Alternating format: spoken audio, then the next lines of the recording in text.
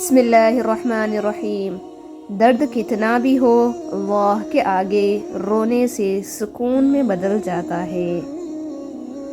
کسی کی بیٹی کو اتنی ہی تکلیف دو جتنی اپنی بیٹی کے لیے سہ سکو، ورنہ دنیا گول کیوں ہے، اللہ تمہیں سمجھا دے گا۔ اللہ سے گفتگو کی عادت ہو جائے تو سجدہ کیے بغیر سکون نہیں ملتا۔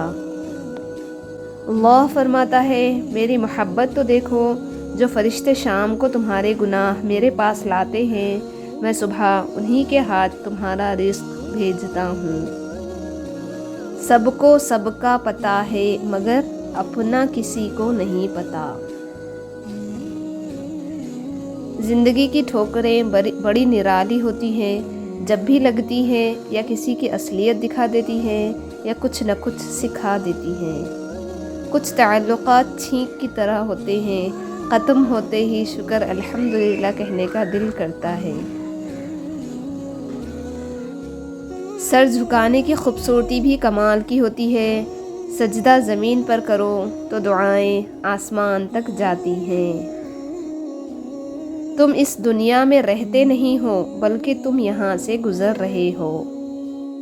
اہمیت الفاظ کی ہوتی ہے مگر اثر ہمیشہ لہجوں کا ہوتا ہے۔ واحد اللہ تعالیٰ کی محبت ہے جو ہر مطلب سے پاک ہے۔ خوشی اور خوش قسمتی دو الگ چیزیں ہیں۔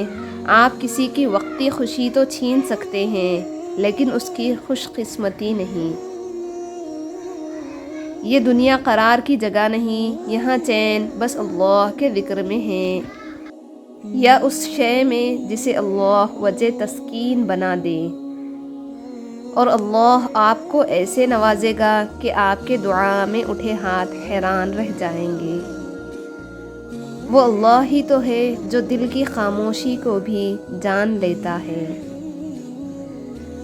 آزمائش کتنی ہی طویل کیوں نہ ہو، صبر کے صلے ہمیشہ خوبصورت ہی ہوتے ہیں۔ وقت کا جواب ہمارے جواب سے ہمیشہ بہتر ہوتا ہے، اور وقت صرف اس وقت جواب دیتا ہے جب ہم کسی کی زیادتی کا جواب دینے کے بجائے صبر سے کام لیتے ہیں۔ عبادت کرتے ہو مگر لوگوں کو تکلیف دیتے ہو، صدقہ کرتے ہو مگر احسان جتلاتے ہو، اپنی نیکیاں ایسی تھیلی میں جمع نہ کرو جس میں سوراخ ہو۔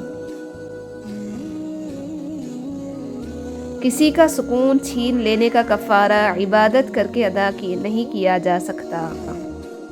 دنیا کا سب سے مشکل اور عظیم کام دوسروں کے جذبات کی قدر کرنا ہے۔